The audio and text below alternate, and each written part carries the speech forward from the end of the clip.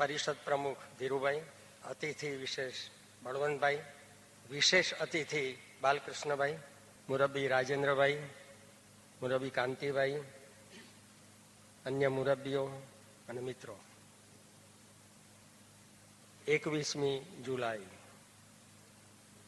1911, 21મી જુલાઈ 2000, આજે ઉમાશંકરની 90મી જન્મતિથિ છે. આષાઢ મહિનામાં છે. આમ તો ભારતીય પંચાંગ પ્રમાણે 4 મહિનાની વર્ષાની વાતમાં મુજને અષાઢ એક ભાવી ગયો. અષાઢ ફાવી ગયો. કહ્યું ને હમણાં રાષ્ટ્રીય ઉત્સવ થયો છે ગુજરાતમાં 21મી જુલાઈએ. સ્કોટલેન્ડમાં થાય છે. રોબર્ટ બર્ન્સ એમનો નેશનલ પોએટ ગણાય છે સ્કોટલેન્ડમાં. તો તે દિવસે રાષ્ટ્રીય ઉત્સવ હોય છે. આખા સ્કોટલેન્ડમાં રજા હોય. આખો દિવસ લોકો નાચે, ગાય, પીએ, ખાય. 200 વર્ષથી ચાલે છે આ ઉત્સવ. તો આપણે એક વિનંતી કરીએ ગુજરાતની પ્રજાને પરિષદ તરફથી કે 21મી જુલાઈએ આવું કંઈક થાય.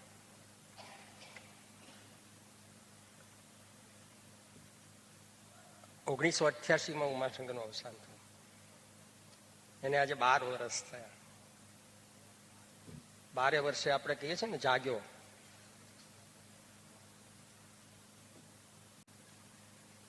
ઉમાશંકર જ્ઞાનપીઠ, આજે એનું ઉદ્ઘાટન હું વિધિવત ઉદ્ઘાટન જાહેર કરું છું.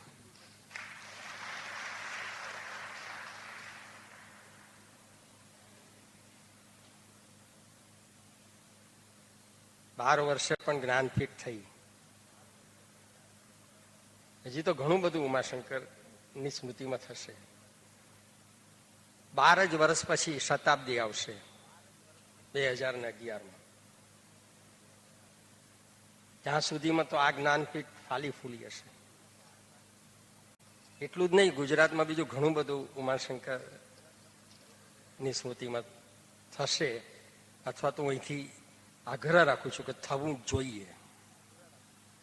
આવા સાહિત્યકારો જગતની કોઈ પણ ભાષામાં વારંવાર હોતા નથી. બળવંતભાઈને હમણાં ગયા વર્ષે સૂઝ્યું, વાતની વાતમાં સૂઝ્યું કે આ ઉમાશંકરની સ્મૃતિમાં કંઈક કરવું જોઈએ. એકવાર સૂઝ્યું હતું, અવસાન પછી તરતના સમયમાં 50 નામની યાદી પણ કરી હતી યશવંતભાઈએ. એ યાદી હવે કાગળ પર જ છે નામોની. ત્યાર પછી બળવંતભાઈને સૂચવ્યું કે ઉમાશંકરની સ્મૃતિમાં કંઈ થવું જોઈએ. તો તરત જ એમને કીધું શું કરવાનું છે કહો. તેને બધી વિગતોને બહુ ચર્ચા ઉપર કરેલી. એટલે આજે હું એમને અભિનંદન આપું છું, એમને ધન્યવાદ આપું છું, એમનો આભાર માનું છું, બેવડો આભાર માનું છું. એક તો ઉદ્ઘાટક તરીકે માનું છું, અને બીજું એક પૂર્વ પ્રમુખ તરીકે માનું છું. પેલી તળપદી ગુજરાતી એમ કહેવું તો મારા વારામાં થયું હતું. તો બળવંતભાઈ ખૂબ ખૂબ આભાર. અને આવો એક સુંદર વિચાર આવ્યો કાવ્યમય, એ માટે અભિનંદન. ઉમાશંકર માત્ર ગુજરાતની સીમામાં સીમિત નથી. એ સાચું જ કહું કે એ ગુજરાતી ભાષાના ભારતીય કવિ છે. આમે એમની આખી જીવન દ્રષ્ટિ જેવી હતી. એ કહેતા હું રાજકારણમાં નથી, હું રાષ્ટ્રકારણમાં છું. એ માત્ર ગુજરાતના હતા જ નહીં, એ ભારતના હતા. ને કોઈ પણ કવિ માત્ર ગુજરાતનો કે ભારતનો નથી થતો. સાચો કવિ હોય તો એ જગતનો હોય છે. બધું જગતમાં હવે તો એવો સમય આવ્યો છે કે બધું ભારતની સીમાઓની પાર પર જશે. આપણું સાહિત્ય, આપણી કવિતા, એ દિવસ બહુ દૂર નથી. હું આમ જોઈ રહ્યો છું કે બહુ નિકટ છે એ દિવસ. એટલે ઉમાશંકર જ્ઞાનપીઠમાં જે પ્રવૃત્તિઓ થાય, જે કાર્યક્રમો થાય, એ ઉમાશંકરના નામ સાથે સુસંગત એવા થાય, જેનાથી જ્ઞાનપીઠ શોભે અને જેનાથી ઉમાશંકર શોભે. ઉભય શોભે એવા કાર્યક્રમ થાય અને થશે જ, એની મને ખાતરી છે.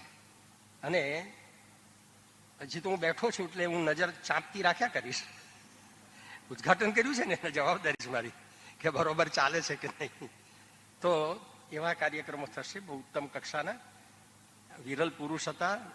એમની વિરલતા તો એ હતી કે પૂર્વ ને પશ્ચિમ આત્મસાત કર્યું હોય એનું સાહિત્ય, ગ્રીક રોમનથી માંડીને છેક છેલ્લા બેકેટના નાટક સુધી.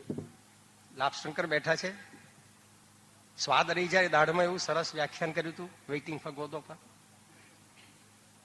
સહેજ વિગતે હું હમણાં વાત કરીશ 2-5 મિનિટમાં ઉમાશંકરના એ પરિમાણ વિશે.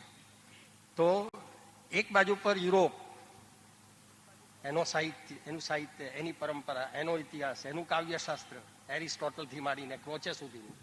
ને એક બાજુ પર પૂર્વ, વ્યાસ, વાલ્મીકી, કાલિદાસ, રવિન્દ્રનાથ સુધી, અને બીજા અનેક ભારતીય ભાષાના કવિઓ. અંગત સંપર્ક હતા, સંબંધો હતા, આપલે હતી વિચારોની, પત્રોની. આ સ્તરે એમનું કામ હતું. આ એક એવી સાક્ષર વિભૂતિ હતી. તો એમની સ્મૃતિમાં જે થાય તે એમને સુયોગ્ય હોય, એમને સુપાત્ર હોય, એને પાત્ર હોય આવી વિભૂતિને, આવી પ્રતિભાને.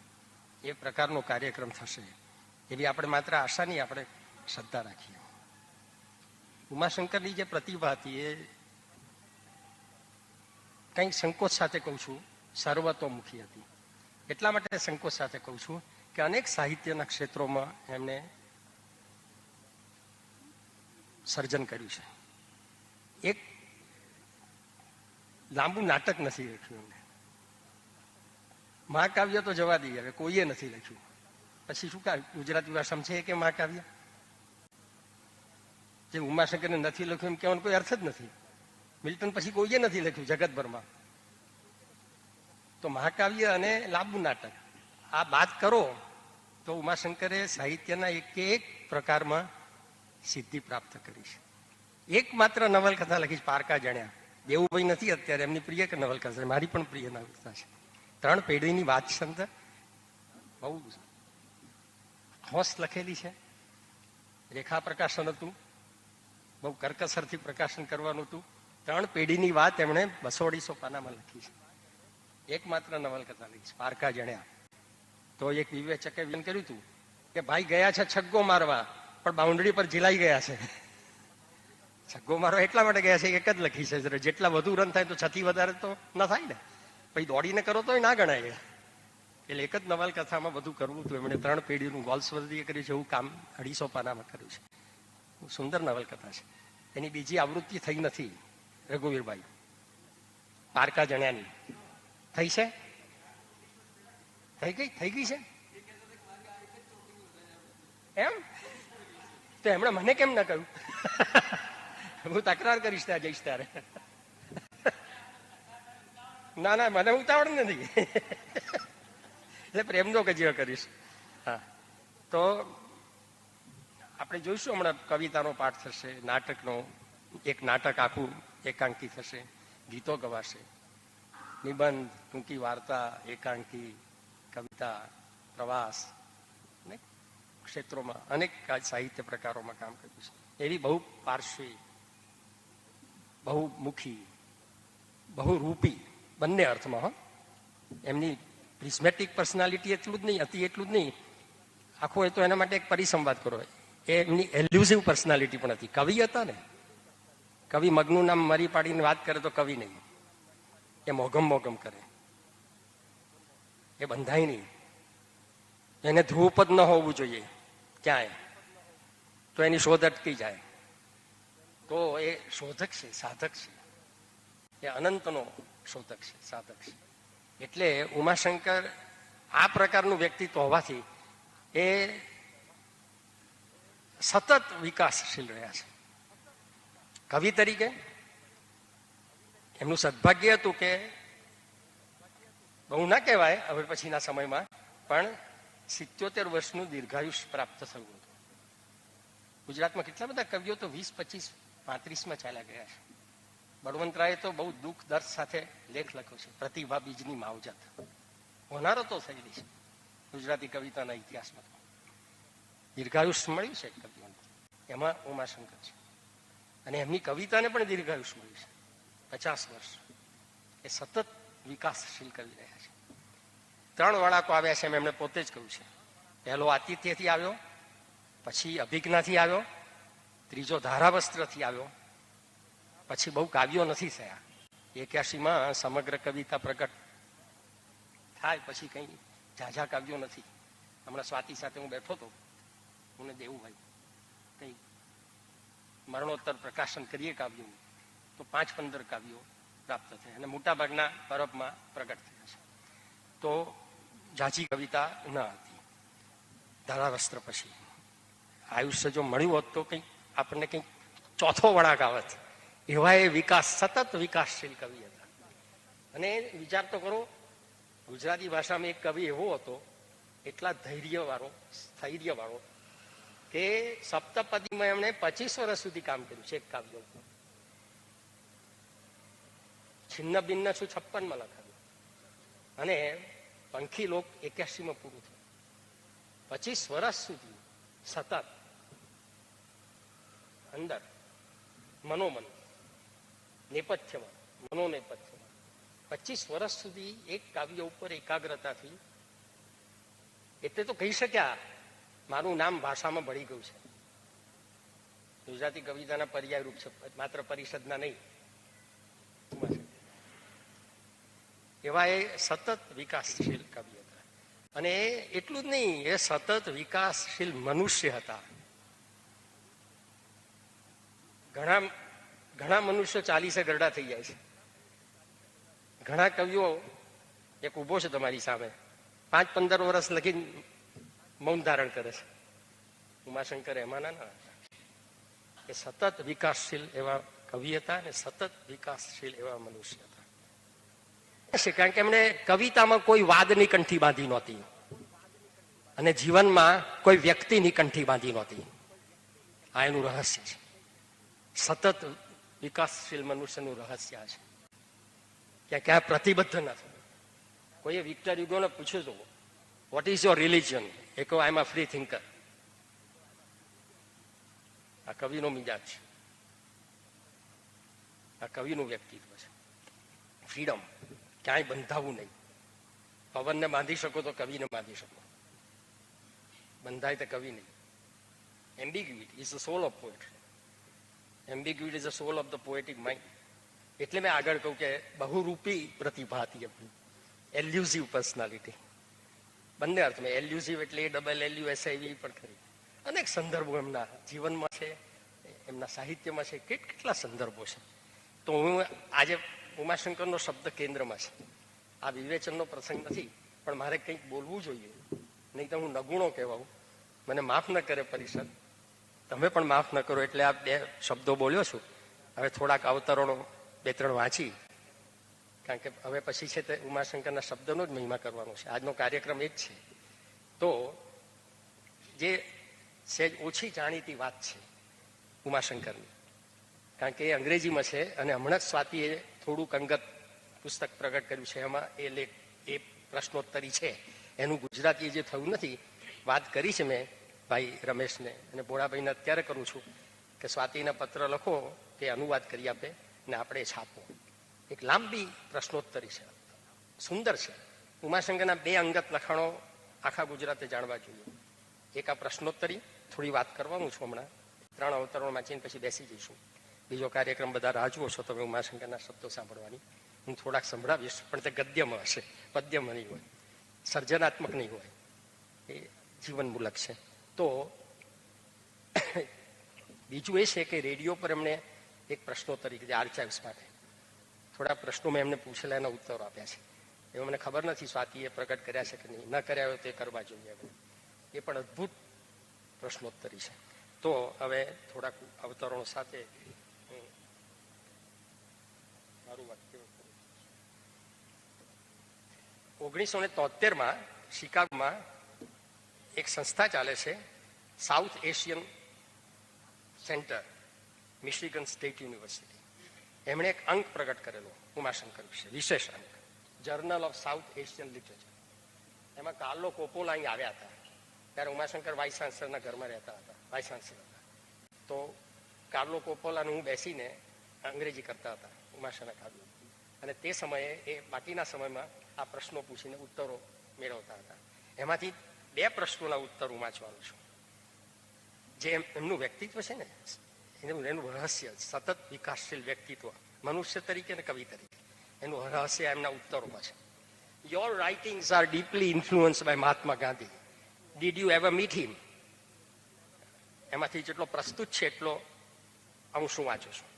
યસ, એમનો ઉત્તર છે, yes, my writings, especially the earlier ones, are deeply influenced by Gandhi. The first publication, Vishwa Shanti, World Peace, 1931, a long poem, refers to Gandhi's message and life work. It was published by Gandhi's Navjivan Press. I met him, પૂછ્યું છે ને, did you ever meet him? I met him in 1936 as a member of a delegation in connection with the Gujarati Literary Conference, that is Parishad, over which he was presiding. We were angry young men. He had expected black flags. The conference secretary told me later, the interview was exciting. But the president must be having some power, he asked. એ પ્રમુખ હતા, પછી પ્રશ્ન એમને પૂછ્યો, એટલે કહ્યું પણ પ્રમુખ પાસે સત્તા તો હોવી જોઈએ ને, કરું એમ લાચારીથી જવાબ ગાંધીજી આપ્યો 36માં. આ યુવાનો ગયા, એંગ્રી મેન ગયા, ઝીણાભાઈ આદિ હતા અંદર, તો કે પ્રમુખ પાસે સત્તા તો હોવી જોઈએ ને કઈ. But the president must be having some power, he asked. Yes, that of resigning. You have the power to resign, why don't you resign then? If others don't let you work as a president, why don't you resign? He meant Munshi. એ સભા ભરે જ નહીં.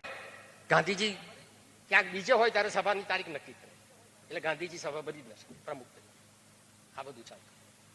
ત્યારે ઉમાશંકરે કહ્યું, yes, that of resigning. I interjected. શું કહ્યું છે એમણે? I interjected.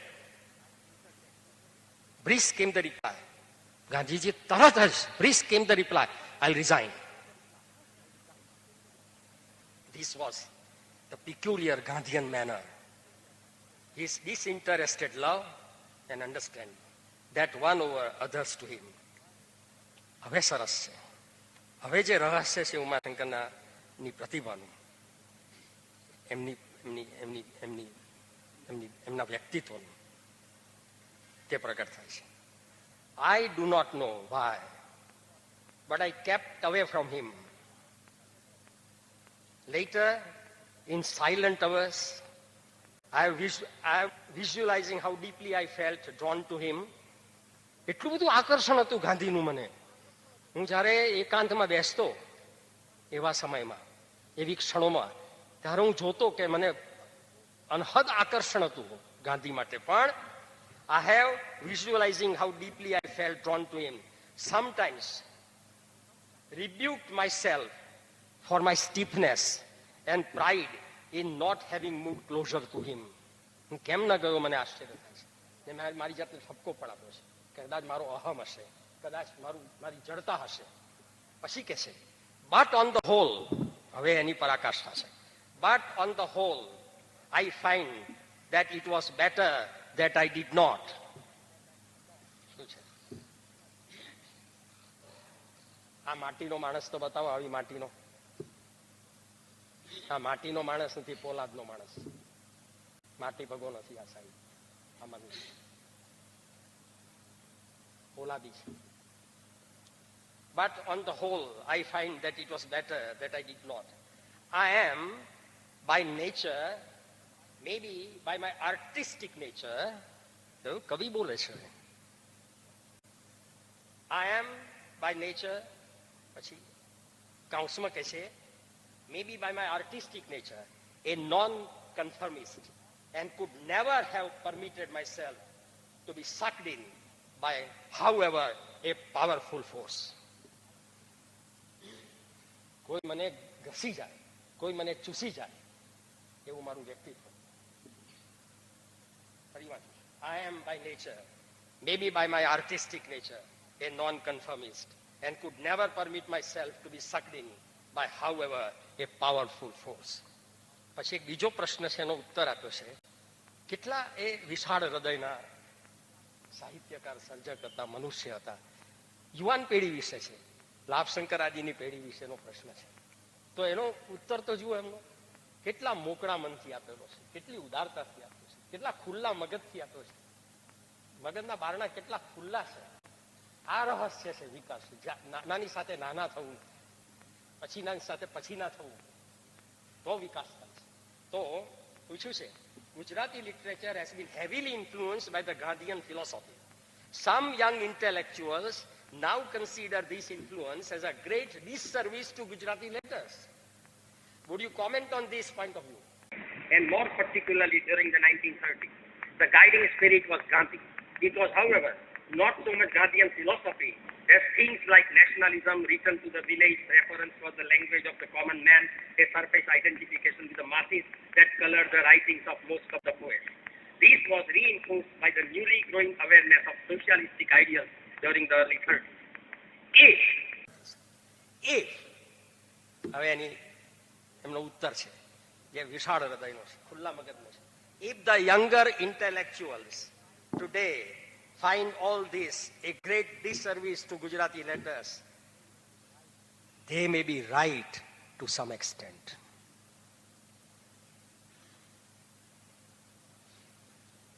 છેલ્લે એમને એમ પૂછ્યું હતું કાર્લોએ, if say, પછી ગુજરાતીમાં અવતરણ વાંચો, if say 100 years from now you as someone other than Umashankar Joshi who are writing a history of 20th century Gujarati literature, how would you envision the place of Umashankar Joshi in 20th century Gujarati literature? એમનો ટૂંકો જવાબ છે, as a poet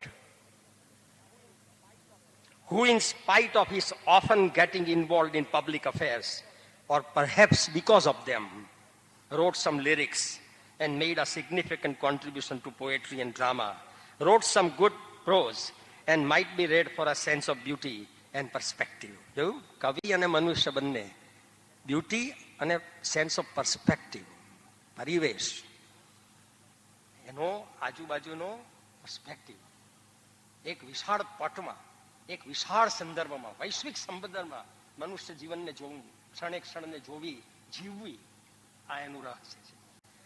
The historian will have to excuse me for my inability to help him with regard to what may be in source for him in the rest of my days. ગયા વર્ષો રહ્યા વર્ષો. હવે છેલ્લી, જેમાં બંને કવિ ને મનુષ્ય બંને એક વેગમાં ઓતપ્રોત થાય છે, એવું એક અવતરણ છે. ગામથી શબ્દ લઈને નીકળ્યો હતો. શબ્દ ક્યાં ક્યાં લઈ ગયો? સત્યાગ્રહ છાવણીઓમાં, જેલોમાં, વિશ્વવિદ્યાલયમાં, સંસદમાં, દેશના મૂર્ધન્ય સાહિત્ય મંડળમાં, રવિન્દ્રનાથની વિશ્વ ભારતીમાં, વિદેશના સાંસ્કૃતિક સમાજોમાં, એટલે કે વિશાળ કાવ્ય લોકમાં, માનવ હોવાના અપરંપાર આશ્ચર્ય લોકમાં, તો ક્યારેક માનવ મૂલ્યોના સમકાલીન સંઘર્ષોની ધાર પર કોઈક પડે બે ડગલા એ સંઘર્ષોના કેન્દ્ર તરફ પણ. એક બાજુ ઋણ વધતું જ જાય, બીજી બાજુ યત્કિંચિત ઋણ અદા કરવાની તક પણ ક્યારેક સાંપડે. શબ્દના ઋણનું શું? શબ્દને વિસર્યો છું? પ્રામાણિકપણે કહી શકું કે શબ્દનો વિસારો વેઠ્યો નથી. શબ્દનો સથવારો એ ખુશીનો સોદો છે, કહો કે સ્વયંભૂ છે. શબ્દને વિસરવો શક્ય નથી. વરસમાં એક જ કૃતિ, જેવી કે અમે ઈડરિયા પથ્થો રચાઈ હશે ત્યાં પણ નહીં, બલ આ છે ઉમાશંકર, આ છે એમની સ્મૃતિમાં ઉમાશંકર જ્ઞાનપીઠ, આ છે એનું ઉદ્ઘાટન, આ છે માત્ર એનો આરંભ, એનો અંત તો સદીઓ કહેશે. સભાઓમાં શ્રોતા તરીકે જ્યારે જ્યારે હું બેસું છું ત્યારે ઘણો વખત કંટાળો બહુ આવતો હોય છે, એટલે એ બાબત ધ્યાનમાં રાખી અને હું તમારો સમય જાજો નહીં લઉં. ઉમાશંકરનો મારો પરિચય એમની કવિતાઓ અને સંસ્કૃતિના વાંચનમાંથી હતો.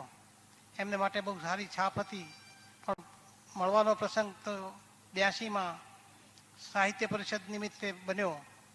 એ પછી 83માં હું હીરાબેન અને ઉમાશંકર મોટરમાં સુરતના સાહિત્ય પરિષદના સત્રમાં ગયા.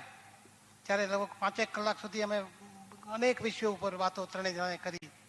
ત્યારે મારી છાપ જે હતી એ વધારે દ્રઢ થઈ અને એમ લાગ્યું કે આ એક એવી વ્યક્તિ છે કે જે સતત વિકાસશીલ છે, આંતરિક રીતે બહુ જ સમૃદ્ધ છે અને ઇન્ટેગ્રેટેડ છે. મને બહુ સારી આનંદ થયો એમને મળવાનો અને એમને વધુ મળવું એવો મનમાં ભાવ થયો. પછી એ જ્યારે તાતામાં માંદગીમાં બિછાને હતા ત્યારે હું ને હીરાબેન મળવા ગયેલા. ત્યારે એકદમ નબળા પડી ગયેલા હોવા છતાં અમારી સાથે થોડી વાર વાતો કરી. એ પછી એમનું મૃત્યુ થયું ત્યારે મને એમ હતું કે ગુજરાતમાં ઉમાશંકર જેવી સાહિત્યકારની કંઈક સ્મૃતિ સારી રીતે થશે એવો ભાવ થયો. મનમાં એમ થયું કે થવું જોઈએ, પરંતુ એવું કોઈ સ્મૃતિ થઈ નહીં. ગયા વર્ષે અચાનક સાહિત્ય પરિષદના બધા મિત્રોની સાથે બેઠા હતા ત્યારે વાત નીકળી અને એ વિચાર મારા મનમાં જાગૃત થયો અને એ નિમિત્તે આ સ્વાધ્યાયપીઠ ઉમાશંકર સ્વાધ્યાયપીઠની સાથે જોડાવામાં નિમિત્ત બનવામાં મને બહુ આનંદ થયો છે. આભાર. માનનીય પ્રમુખ સાહેબ, સ્ટેજ પરના મહાનુભાવો અને સાહિત્ય રસિકો, 1934-35ના વર્ષમાં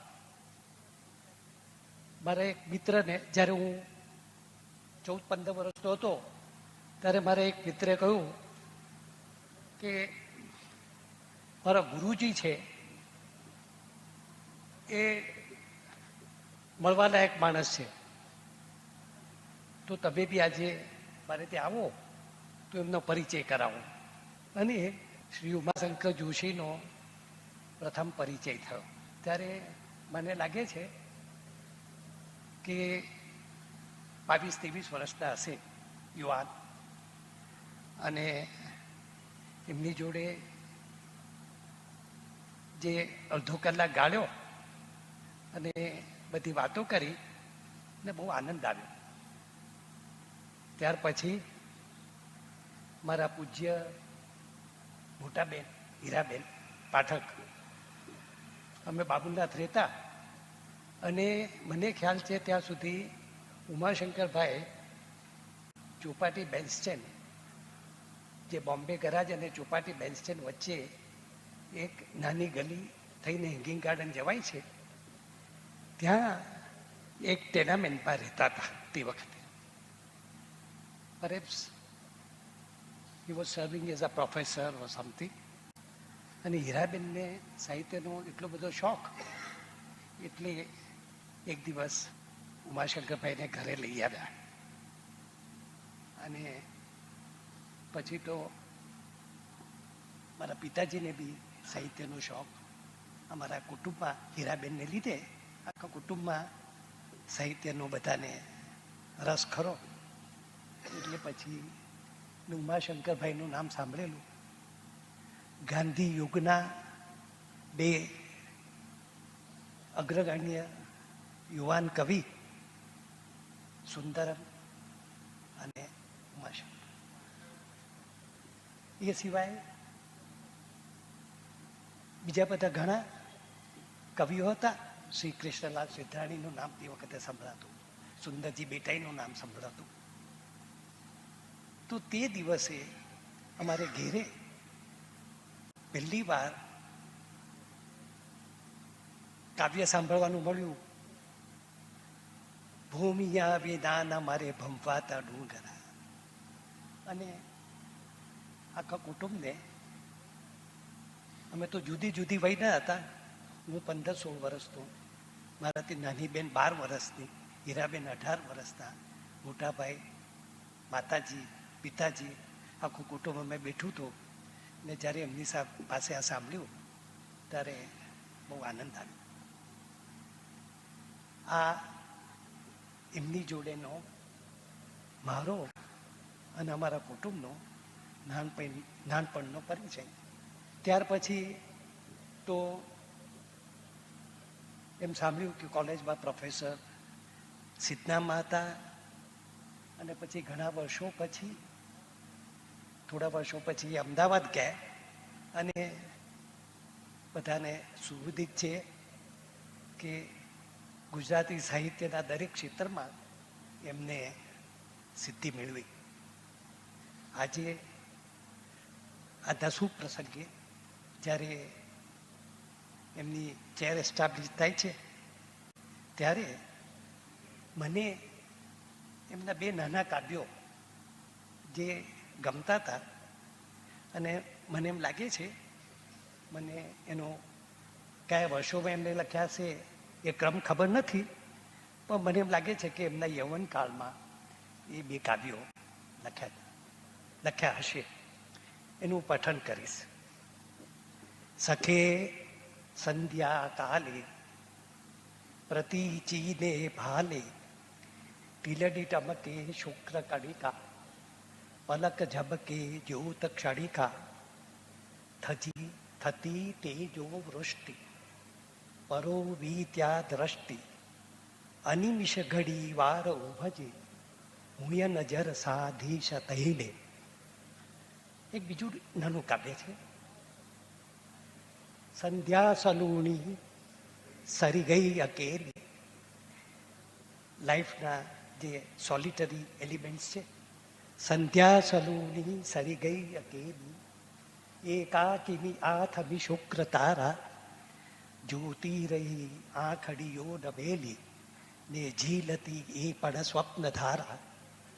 એ સ્વપ્નમાં સુંદરતા નિહાળી એકાકીલા જીવનની ઉજાળી જાવું જઈને નિરખું ખગોલે શું ચંદ્રનું એકલ નાવ ડોલે.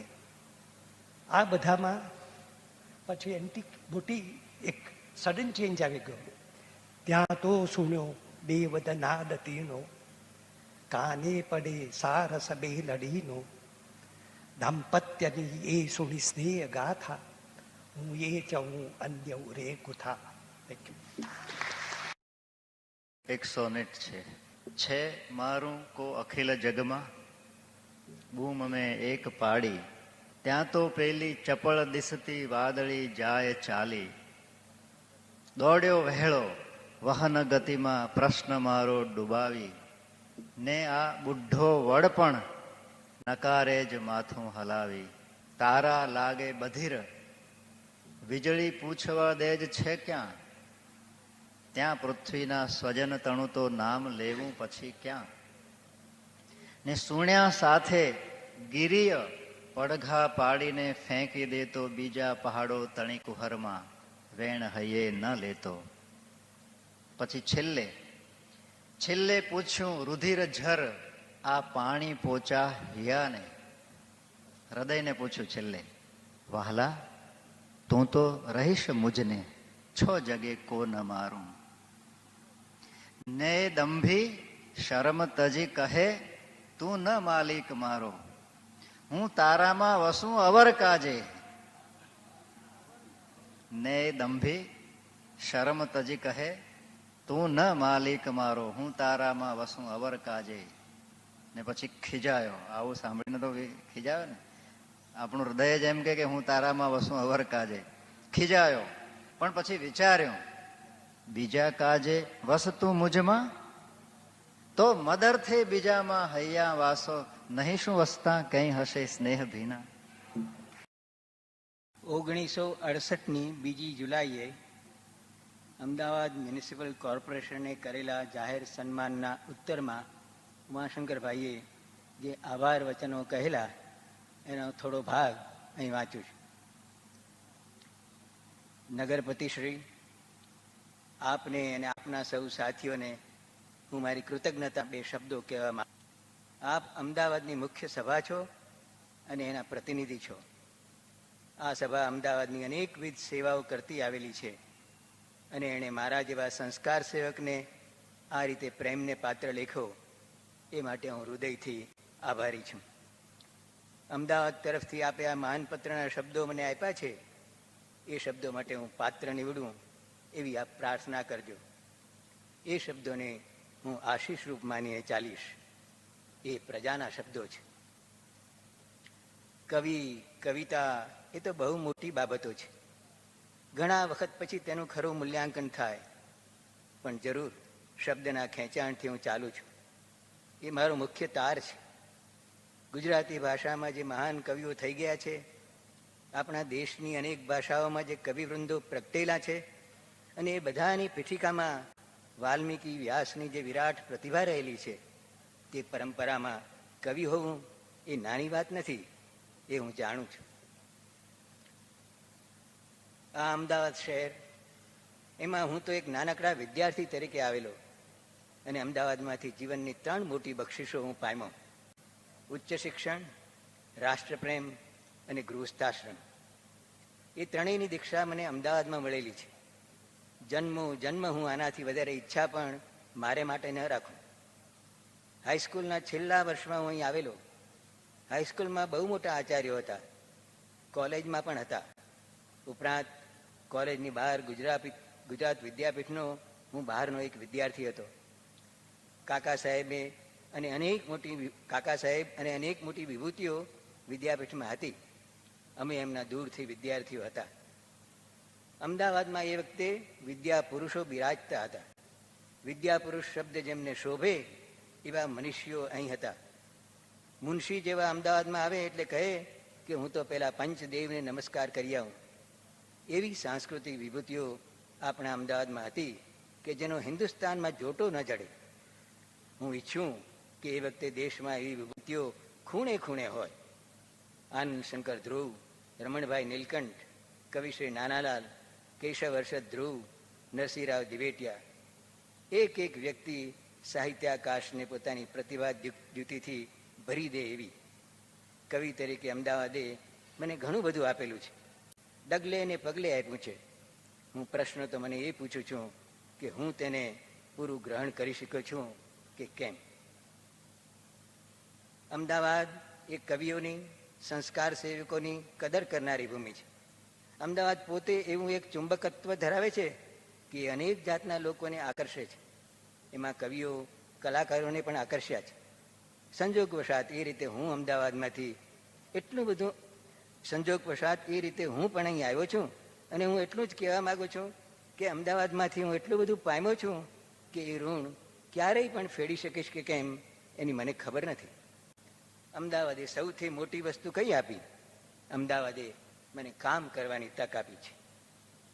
ગુજરાતની પ્રજા વિશે વારંવાર હું મારા મિત્રોને એક વસ્તુ કહું છું કે આપણે ગુજરાતીમાં લખીએ છીએ, આપણને એની જવાબદારીની ખબર છે?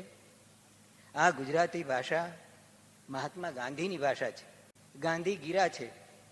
ગાંધીને વાંચવા માટે માણસો ગુજરાતી ભણશે, ભણી રહ્યા છે, અને એ લોકો ભૂલે ચૂકે ક્યારેક આપણું લખાણ વાંચવાના, ત્યારે આપણી શી ગતિ થવાની? આ એક મોટું ઉત્તરદાયિત્વ છે. અને બીજું, ગુજરાતમાં વિવેચનની પરંપરા અત્યંત ઉજ્જવળ છે. ઉત્તમ વિવેચકો છેલ્લા 100 વર્ષમાં પાક્યા છે, અત્યારે પણ વિદ્યમાન છે. તેમ છતાં હું મારા અનેક મિત્રોને યાદ અપાવ્યા કરું છું કે કેટલા બધા માણસો એવા છે જેઓ માત્ર ચૂપચાપ વાંચે છે. તેઓ કહેવા આવવાના નથી કે આ બરાબર લખ્યું છે કે બરાબર લખ્યું નથી, પણ બેઠા બેઠા એ આપણો તોલ કરે છે. એ લોકો સંકોચતાનો અભિપ્રાય પ્રગટ, પણ ધ્યાન રાખવાનું છે કે આપણે જે કાંઈ બોલ્યા, જે કાંઈ લખ્યું, તે બધાનું જેઓમાં જોવાની શક્તિ છે તેવા વિચક્ષણ માણસો અવલોકન કરી રહ્યા છે. આપણી તેમની પ્રત્યે જવાબદારી છે. ગુજરાતની પ્રજા એ ગુણજ્ઞ પ્રજા છે. એ થોડાને પણ મોટું કરીને જુએ છે. અને હું પોતે આજની ક્ષણે ગુજરાતની ગુણદર્શિતાનો જ આ પ્રસંગ છે એમ જોઉં છું. બંગાળમાં 22 શ્રાવણ અને 25 બૈશાખ. 25 બૈશાખો એટલે રવિન્દ્રનાથનો જન્મદિવસ. એમ આપણે હવે 21મી જુલાઈ એટલે કવિનો જન્મદિવસ, એટલે ગુજરાતી ભાષાનો ગૌરવ દિવસ. એ રીતે એક પ્રસ્થાપિત ઘટના તરીકે આજના આ દિવસથી એક ઉજવણી રૂપે આપણે કરીએ એવી હું અપેક્ષા રાખું છું. ઉમાશંકરના કાવ્યો ગુજરાતને થોડાક તો કંઠે હોવા જોઈએ. અને એમાં આપણા બધાનું એક પ્રિય કાવ્ય ભૂમિયા વિના. એક પાઠ કોઈ નવા જ કાવ્યનો અથવા કોઈ અપરિચિત કાવ્યનો કરવાનું મન થાય, પણ મને લાગે છે કે ભૂમિયા વિના એમને એ ગુનગુનાવતા પણ સાંભળ્યા છે, એક જુદા જુદા ઢાળમાં પણ. હું ગાઈશ નહીં, કારણ કે મારા મિત્રનું એવું કેવું છે કે હું બધા જ ગીતો એક જ રાગમાં ગાઉં છું, એટલે હું પાઠ કરીશ ને મને આશા છે કે બધા જ મનોમન પાઠ કરશે અથવા સાથે પણ પાઠ કરી શકે, કારણ કે બધાને એની કડીઓ પંક્તિઓ યાદ હશે અને એ રીતે આપણે એમનું સ્મરણ કરીશું અને એના પછી ઈડરિયા પથ્થરોનો પાઠ કરીશું. ભૌમિયા વિના મારે ભમવાતા ડુંગરા, જંગલની કુંજ કુંજ જોવી હતી, જોવીતી કોતરોને જોવીતી કંદરા, રોતા ઝરણાની આંખ લોવી હતી. સુના સરવરિયાની સોનેરી પાળે, હંસોની હાર મારે ગણવી હતી, ડાળે ઝુલંત કોક કોકિલાને માળે, અંતરની વેદના વણવી હતી. એકલા આકાશ તળે ઊભીને એકલો, પડઘા ઉર બોલના ઝીલવા ગયો, વેરાયા બોલ મારા ફેલાયા આભમાં, એકલો અટૂલો ઝાંખો પડ્યો. આખો અવતાર મારે ભમવા ડુંગરિયા, જંગલની કુંજ કુંજ જોવી ફરી, ભૌમિયા ભૂલે એવી ભમવી રે કંદરા, અંતરની આંખડી લોવી જરી. આ આપણા બધાનું જ એક અંતરતમ ગીત છે. અને બીજું છે અમે ઈડરિયા પથ્થરો. આમ એક ગીતનું એક પ્રેરક બલ તો અશ્વિન મહેતાએ ઈડરના પથ્થરોનું લીધેલી તસવીરો છે, પણ એ ઈડરિયા પથ્થરો તો કવિની ચેતનામાં અંદર જમી ગયેલા. અને સદભાગ્ય એક એવું હતું કે આ ઈડરિયા ગઢ ઉપર એક વખતે એમની સાથે ચડવાનું થયું, અનેક બધી વાતો કરતા કરતા, અને એક સ્થળ આવ્યું અને પછી એમને કહ્યું કે આ સ્થળે મેં પહેલી વિદ્યાર્થી અવસ્થામાં કાવ્ય પંક્તિ રચી હતી. જનતા તટે કુદરત પટે સૌંદર્ય નિકેતન હતું. પછી મને કહે કે આ નિકેતન કરવું પડ્યું, એટલે લાગ્યું કે આપણે છંદમાં કાચા છીએ, એટલે પછી એ પંક્તિ ત્યાં મૂકી દીધી. પણ આ એમની પહેલી પંક્તિ, પછી સૌંદર્યોપી ઉર્જરણ ગાશે પછી આપમેળે આવેલું. તો એ ઈડરિયા પથ્થરોનું ગાન કરીશ. અછાંદસને યાદ રાખવાની થોડી મુશ્કેલી હોય છે. એ તમે જોયું હોય તો આ આખા ચિત્રો એકાએક શબ્દ ચિત્રો આ સામે પ્રગટ થાય કે પથ્થરોના કેટલા આકારો એમની ચેતનામાં છે. મુઠ્ઠી ભરીને નાખેલ બેફામ આમ તેમ, કોઈ ક્રુદ્ધ દેવે કાળની કચ્ચરો, અમે ઈડરિયા પથ્થરો. ભેકાર તોતિંગ નગ્નતા, એક પણ ઝાડ નથી ત્યાં. ભેકાર તોતિંગ નગ્નતા, બખોલ ભરેલું મૌન, ભેખડે ઝઝુમતી એકલતા, પીઠ પર વાયુ વરસાદના, વાઘ ઝરખ નખ ઉજારડા. એમને કહ્યું કે વાઘનો સંકેત પણ એમને સાંભળેલો રામપ્રસાદ શુક્લ સાથે ચડતા ચડતા એક વખતે. ટોક માથે અઘોર માનવની મેળી, રૂઠ્યા મનનું માળિયું, એટલે રૂઠી રાણીનું માળિયું ત્યાં આગળ છે. એટલે એમ કહ્યું રૂઠ્યા મનનું માળિયું, ક્યાંક આબ આધારે અભય ચોકી, ગઢની કરાડે અધભૂસી સાહસ પગથી, પથ્થરિયા છાતી પર રૂપકડા મંદિર છુંદણા, ક્યાંક પડ્યા વેર વિખેર, ક્યાંક ઘેબી ઢેર, કોઈ એકાક્ષ મોરો, એક પંખ વિહંગ, ઘેડો પાડો ઊંટ, આ પથ્થરોના આકારો. ઘેડો પાડો ઊંટ જાણે કાપાલિકની વિરાટ ખોપરી, કોઈ તપસીનું રુદ્ર સિંહાસન, કોઈ અલૌકિક રૂપસી. અંધ કેમેરા ચક્ષુ જોઈ લે કઈ કઈ અનોખા આકાર રમ્ય સહુમાં, તો પ્રેમની દેખતી આંખ માટે શું પથ્થરો જ કેવળ મેલા ગેલા, અમે ઈડરિયા પથ્થરો. એક કૃતિનું પઠન નથી કરવાનો, બે કૃતિનું પઠન કરીશ. અને વાંચી લઈશ નહીં, પણ પઠન કરીશ. મને બહુ જ ગમતી અને માત્ર 2 જ કૃતિઓનું મારે પઠન કરવું હોય એવી જ 2 કૃતિઓનું પઠન કરું છું. એક એમની 21 વર્ષની ઉંમરે લખેલું છે, દરણાના દાણા. ખરા બપોર ચડે દાણા રે કાઢવા, ઊંડી કોઠીમાં ડોસી પેઠા રે લોલ. કોઠીમાં પેઠા ને બૂંદે જઈ બેઠા, ભૂસી લૂછીને દાણા કાઢ્યા રે લોલ.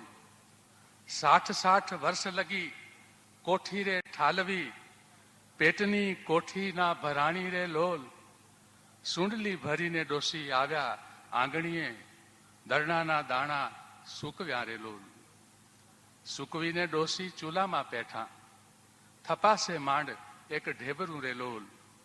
આંગણે ઉગેલો ગલકીનો વેલો, મહીથી ખલુડીબાઈ નીકળ્યા રે લોલ. ખિસકોલી. કરાને ટોડલે રમતા કબૂતરા, ચણવાતે ચૂપચાપ આવ્યા રે લોલ. ખાસી ખોબોક ચણ ખવાણી ત્યાં તો મેંડી, એટલે વાંકા સિંગડાવાળી મેંડી હરાઈ ગાય આવી રે લોલ. ડોસીનો દીકરો પોઢો પલેગમાં, હરાઈ ગાય કોણ હાંકે રે લોલ. હાથમાંનો રોટલો કરતો ટપાકા, દાણા ખવાતા ન જાણ્યા રે લોલ. રામા રાવણનો ટીપુડો કૂતરો, ડોસીનો દેવ જાણે આવ્યો રે લોલ. ઊભી પૂંછડીએ બાવ વાવ બોલ્યો, ડોસી ત્યાં દોડતી આવી રે લોલ. આગળીઓ લઈને હાંફડીને ફાંફડી, મેંડીને મારવા લાગી રે લોલ. ચૂલા કને તાકી રહીતી મિનીબાઈ, રોટલો લઈને ચપ ચાલી રે લોલ. નજરે પડીને ઝપ ટીપુડો કૂતરો, ડોસીની નોકરી ફળી રે લોલ.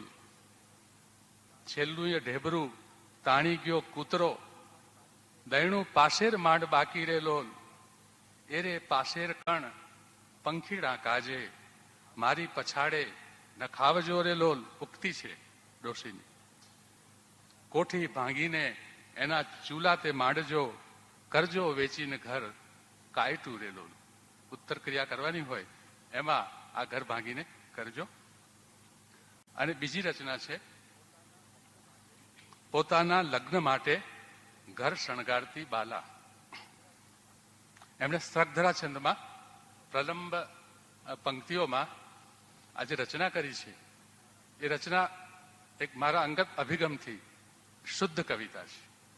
એમાં કશું જ પ્લસ થતું નથી, કોઈ ચોક્કસ જીવન એમાં પ્રગટ. કવિ સાવ શાંત, મરક એક એક કરુણ સ્થિતિ, અને છતાં એની સાથે સંકળાયેલી એક જીવન શક્તિ, ટટ્ટાર જીવન શક્તિ, જેમ પેલી વૃદ્ધામાં જોઈ એમ આ કાવ્યમાં એક 16 અથવા તો 14-15 વર્ષની કન્યામાં કવિ જે રીતે જુએ છે, એ કંઈક એક કવિ વિશેનો મારો જે ખ્યાલ છે એ દૃષ્ટિએ મને આ કાવ્ય ઉમાશંકરના બહુ જ ઉત્તમ કાવ્યોમાં નું એક છે એમ હું કહું. ઉઠી વેળા પ્રભાતે, જટઘર વખરી ગોઠવે વાડી ઝાડી, ખાટી છાસે ભીંજાવી, ગગરી કળસિયા માંજી સોને મઢી દે. મેંડા સિંગાળી ગૌવા દુહી લઈ હળવે, કોઢથી બહાર આવે. ધાવેલા વાછડાને જરીક કુદદવિલે, ઓસરી આંગણામાં. ને ડાહી થઈ ઘડીમાં સિર પર મટુકી મૂકીને સહેજ બાંકી, જાતી વાવે ભરીને ચડતી પગથિયાં શ્રીપની હારી, જાણે આવે છલકાતી હેલે, શિર રવિ ઘડુલી લઈ ઉષા વ્યોમપુત્રી. આજે અંગાંગ વ્યાપી હૃદય ભરી દઈ યૌવનાનંદ રેલ્યો, ને આવી લગ્ન વેળા નવગૃહ શણગારે સગા કે સંબંધી. ના પિત્રાઈ ન ભાંડુ ન કઈ થઈ શકે પાંગડી દાદીથી, તો બાપુ સ્વર્ગે બિરાજે કઠિન હૃદયની માવડીએ વળી ત્યાં.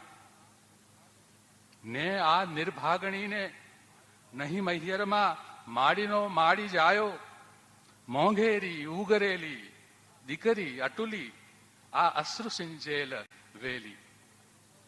વાળી કચ્છો ચડીને ઊંચી નિસરણીએ ગારથી ભીંત લીપે, લીપે ને ગાય ગીતો, મન ભરી ભરીને ગુપ્ત ઉલ્લાસ પ્રેર્યા. ચોંટાડે બાર સાખે, વરખ રજત કે સ્વર્ણથી સુજ્વલંત, ને આસો પાલવેથી, સખી કર ચૂંટિયા કોમળા પાંદડામાં, ગૂંથનથી આમ્રપર્ણો, રુચિર હરિયાળા રચ્યા તોરણોએ. આવા પ્રીતે પધારે વર લઈ અસવારી, ભલા એ જ ખોટી. Thank you.